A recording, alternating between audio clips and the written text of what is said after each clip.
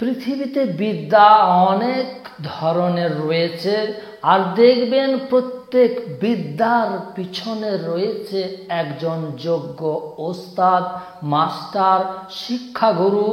আপনি যাই বলুন না কেন, আজ আপনাদেরকে এমন একটা আমল আমি শিখিয়ে দিতে চলেছি।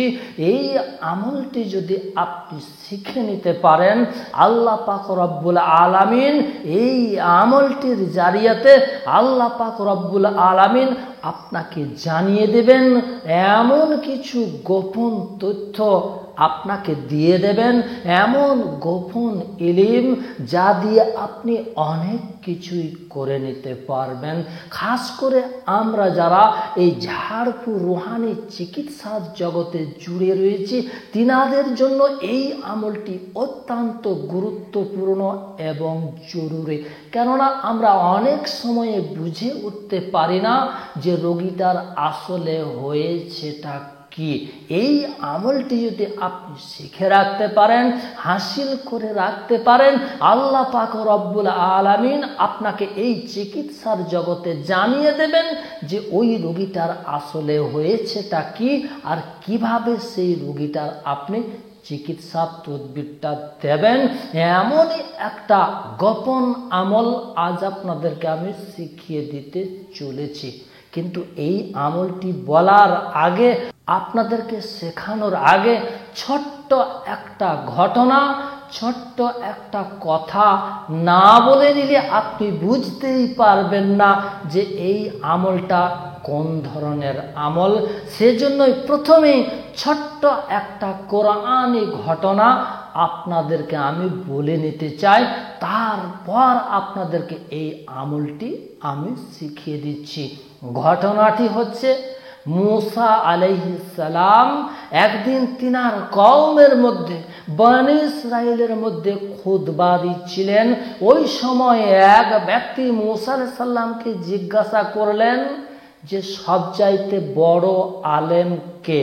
মুসা আলাইহিস সালাম বললেন আমি। মুসা আলাইহিস সালাম বললেন না যে আল্লাহ সবচাইতে ভালো জানেন। মুসা আলাইহিস সালাম বলে ফেললেন যে আমি। আর এই কথাটি বলার কারণে আল্লাহ পাক রব্বুল আলামিন একটু অসন্তুষ্ট হয়ে গেলেন এবং সাথে সাথেই ওহী নাজিল করে জানিয়ে দিলেন, মুসা আলাইহিস সালামকে বলে দিলেন যে আমার এমন এক বান্দা রয়েছে, সে তোমার চেয়েও বড় আলেম। মুসা আলাইহিস সালাম আল্লাহকে বললেন, হে আমার রব, আমি তার সঙ্গে সাক্ষাৎ লাভ করব কিভাবে? কিভাবে তার সঙ্গে আমি দেখা করতে পারবো? আল্লাহ পাক রব্বুল আলামিন বললেন, একটা মাছ তুমি থলেতে ভরে নাও, আর থলেতে ভরে নিয়ে অমুক রাস্তা দিয়ে তুমি চলতে শুরু করো। মুসা আলাইহিস সালাম একজন সাথীকে নিয়ে সেই রাস্তাতে, অর্থাৎ আল্লাহর বলে দেওয়া রাস্তাতে চলতে শুরু করলেন। আল্লাহ পাক রব্বুল আলামিন বলে দিলেন যে তোমার থলের ওই মাছটা যেখানে বেরিয়ে পড়বে, সেখানেই তুমি সাক্ষাৎ পাবে আমার সেই বান্দার। মুসা আলাইহিস সালাম ইউসা ইবনে নুনকে সাথে করে নিয়ে আল্লাহর বলে দেওয়া সেই রাস্তাতে চলতে শুরু করলেন। চলতে চলতে একটা জায়গায় পাথরের কাছে গিয়ে একটু বিশ্রাম করলেন আর ঘুমিয়ে পড়লেন। তাৎক্ষণিক সেই থলের মাছটা সেখান থেকে বেরিয়ে পড়লো এবং পানিতে ঝাঁপ দিয়ে দিল। এটা কিন্তু মুসা আলাইহিস সালামের ওই সঙ্গীটা, সাথীটা, অর্থাৎ ইউসা ইবনে নুন কিন্তু সেটা দর্শন করলেন, দেখলেন, কিন্তু ভুলে গেলেন মুসা আলাইহিস সালামকে সেই ঘটনাটি বলতে। মুসা আলাইহিস সালাম ঘুম থেকে উঠে আবারও পথ চলতে শুরু করলেন। চলতে চলতে প্রায় কম বেশি একদিনের পথ অতিক্রম করার পরে মুসা আলাইহিস সালাম বললেন, এবার একটু বিশ্রাম নেব আর বের করো আমাদের নাস্তা। তখন ইউসা ইবনে নুন বললেন, হে আল্লাহর নবী, আমি আপনাকে বলতেই ভুলে গেছি, বলকে শয়তান আমাকে ভুলিয়ে দিয়েছে। ওই মাছটি যে জায়গাটিতে আমরা এর আগে বিশ্রাম নিয়েছিলাম, সেই জায়গাটিতে এই মাছটি জীবিত হয়ে পানির মধ্যে ঝাঁপ দিয়ে চলতে শুরু করে দিয়েছিল। সেই মাছটি পানিতে পড়ে গেছিল, আর আমি দেখেছিলাম সেখানে একটা সুড়ঙ্গ রাস্তাও হয়ে গেছে। মুসা আলাইহিস সালাম বললেন, ওই জায়গাটিরই তো আমাদের প্রয়োজন, ওই জায়গাটিতেই আমাদের কাজ। মুসা আলাইহিস সালাম সঙ্গীকে নিয়ে আবারও পিছিয়ে আসলেন। পিছিয়ে এসে সেই পাথরের নিকটে দেখলেন পানির মধ্যে একটা সুড়ঙ্গ রাস্তা হয়ে গেছে, আর সেই রাস্তা দিয়ে মুসা আলাইহিস সালাম চলতে আরম্ভ করলেন। সেখানে গিয়ে দেখলেন চাদর জড়িয়ে এক ব্যক্তি বসে রয়েছেন। মুসা আলাইহিস সালাম তাকে গিয়ে সালাম করলেন, কিন্তু তিনি বললেন, এই ভূখণ্ডে এ সালাম কেমন? মুসা আলাইহিস সালাম বললেন, আমি মুসা। তখন সেই লোকটি বলল যে, তুমি কি সেই বনি ইসরাইলের মুসা নাকি? মুসা আলাইহিস সালাম বললেন, জি হ্যাঁ, আমি আপনার নিকটে এসেছি। আল্লাহ পাক রব্বুল আলামিন যে ইলম, যে জ্ঞান আপনাকে দান করেছেন তা আমি শেখার জন্য আপনার কাছে এসেছি। কিন্তু সেই লোকটা বলল যে, আমার কাছে যে জ্ঞান রয়েছে সেই জ্ঞান তোমার কাছে নাই, আর তোমার কাছে যে জ্ঞান রয়েছে সে জ্ঞান আমার কাছে নাই। আমার সাথে তুমি কিন্তু চলতে পারবে না। মুসা আলাইহিস সালাম বললেন যে, পারবো ইনশাআল্লাহ। সেই লোকটি বলল, আমার সাথে চলতে চলতে তুমি ধৈর্য ধারণ করতে পারবে না। আমার সাথে চলার জন্য শর্ত হচ্ছে যে আমাকে কোনো রকমের প্রশ্ন তুমি করতে পাবে না, আমি নিজে নিজেই যতক্ষণ না বলবো। মুসা আলাইহিস সালাম রাজি হয়ে গেলেন। ফাঁকে একটা ছোট্ট কথা আপনাদেরকে আমি বলে নিচ্ছি। আমি যে ঘটনাটি আপনাদেরকে শোনাচ্ছি এটা তাফসিরে ইবনে কাসিরের 14 খণ্ডের 99 পৃষ্ঠা থেকে আমি পড়েছি আগে, তারপর ঘটনাটি আপনাদেরকে আমি শোনাচ্ছি। এরপর সেই লোকটি এবং মুসা আলাইহিস সালাম চলতে শুরু করলেন।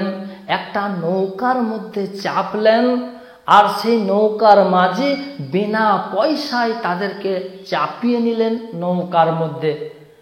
নৌকায় পাড়ি দেওয়া শেষ হবার আগেই সেই ব্যক্তিটা, আর এখানে একটা কথা আপনাদেরকে আমি বলে নিচ্ছি, সেই ব্যক্তিটা ছিল খিজির আলাইহিস সালাম।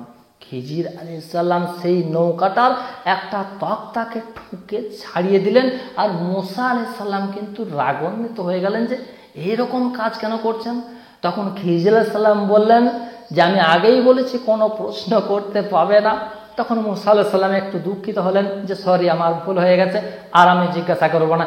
এরপরে লম্বা একটা কাহিনী, এত লম্বা কাহিনীর দিকে আমি কিন্তু যাব না। আমার যতটুকু বলার মকসদ উদ্দেশ্য অতটুকু বলে আপনাদেরকে আমি আমলটি দিয়ে দেব, বলে দেব, বুঝিয়ে দেব কিভাবে সেই আমলটি আপনারা করবেন। তারপর চলতে চলতে একটা শিশুকে ঘাড় মোটকে খতম করে দিলেন, শেষ করে দিলেন। মুসা আলাইহিস সালাম সেখানেও একটু রেগে গেলেন, প্রশ্ন করলেন যে কেন মেরে দিলেন, কেন শেষ করে দিলেন বাচ্চাটিকে। তখন সেই ব্যক্তিটা অর্থাৎ খিজির আলাইহিস সালাম বললেন যে, আমি আগেই বলেছিলাম আমার সঙ্গে চলতে পারবেন না। মুসা আলাইহিস সালাম আবারও দুঃখিত হলেন যে আমার ভুল হয়ে গেছে, আবারও চলতে শুরু করলেন। তারপর একটা জায়গাতে গিয়ে একটা জায়গায় মেহমানদারি করার জন্য এনারা বললেন, কিন্তু সেখানে খাবার কেউ দিলেন না। আর সেই এলাকাতে একটা প্রাচীর পড়ে যাচ্ছিল, সেই প্রাচীরটিকে কিন্তু তিনি ঠিক করে দিলেন। তারপর আবারও প্রশ্ন করলেন। তখন সেই ব্যক্তিটা অর্থাৎ খিজির আলাইহিস সালাম বললেন, এখানেই খতম, তুমি আমার সঙ্গে চলতে পারবে না।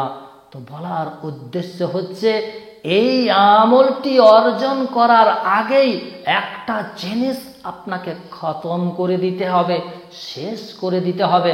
সেটা হচ্ছে আপনার মনের ভিতরে যে অহংকার, আমিত্ব রয়েছে, এই আমিত্ব এবং অহংকারটিকে শেষ করে দিতে হবে। আর শেষ করার জন্য আপনাকে পৌঁছাইতে হবে কোনো কামেল, ওলিয়ে কামেল, বুজুর্গ, পীর, এনাদের নিকটে আপনাকে বাইয়াত গ্রহণ করে আপনার আত্মশুদ্ধি করে নিতে হবে। এবং কোনো ভালো যোগ্য কামেল ওস্তাদের নিকটে আপনাকে থেকে বসে বসে চলাফেরা করে আপনাকে এই লাইনের বিদ্যাগুলোকে অর্জন করতে হবে। যাক, আমি আর এত লম্বাতে কিন্তু যাচ্ছি না, মূল আমলটি আপনাদেরকে আমি বলে দিচ্ছি। যে ঘটনাটি আপনাদেরকে আমি শোনালাম, এই ঘটনাটি সূরা কাহাফের ভিতরে রয়েছে। আর সূরা কাহাফের 65 নম্বর আয়াতে আমার আল্লাহ বলেন, সরি বন্ধুরা, আমার ভিডিওটি করতে করতে ডিএসএলআর ক্যামেরার ব্যাটারিটা বসে গেছিল, শেষ হয়ে গিয়েছিল, যে কারণে আমি মোবাইল দিয়ে আবার পুনরায় ভিডিওটিকে শুট করতে আরম্ভ করলাম। যে কথাটি বলছিলাম, আমার আল্লাহ বলেন, বিসমিল্লাহির রহমানির রহিম, ফাওয়াজাদা আবদাম মিন ইবাদিনা আতাইনাহু রাহমাতাম মিন ইনদিনা ওয়া আল্লামনাহু মিন লাদুন্না ইলমা। এটি সূরা কাহাফের 65 নম্বর আয়াত। এই আয়াতটিতে আমার আল্লাহ বলেন, অতঃপর তারা সাক্ষাৎ পেল আমার দাসদের মধ্যে একজনের, যাকে আমি আমার নিকট হতে দিয়েছিলাম এক বিশেষ জ্ঞান। সূরা কাহাফের এই 65 নম্বর আয়াতের আমি যে অংশটুকু বলছি, এই অংশটুকু অর্থাৎ আতাইনাহু রাহমাতাম মিন ইনদিনা ওয়া আল্লামনাহু মিন লাদুন্না ইলমা, এই এতটুকু আপনি 33 বার পাঠ করে পানিতে ফু দিয়ে পানিটিকে আপনি পান করে নেবেন, তেলে ফু দিয়ে তেলটিকে আপনি মাথাতে ব্যবহার করবেন এবং 3 বার আয়াতের এই অংশটুকু পাঠ করে আপনি আপনার বুকের মধ্যে, ছাতির মধ্যে, সিনার মধ্যে আপনি 3টি ফু লাগিয়ে দেবেন।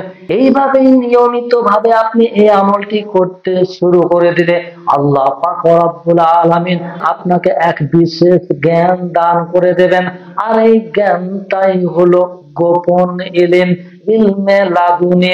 এই ইলমে লাদুনি দিয়ে আপনি অনেক কাজ করতে পারবেন। খাস করে এই চিকিৎসা জগতের সঙ্গে জুড়ে থেকে আপনি অনেক রোগীদের চিকিৎসার কাজগুলো আপনি ঠিকঠাক ভাবে করতে পারবেন। এটা এমনই একটা আমল, এই আমল দিয়ে আপনি ইলমে লাদুনি হাসিল করতে পারবেন। তবে আপনার অহংকারটিকে আগে শেষ করে দিতে হবে।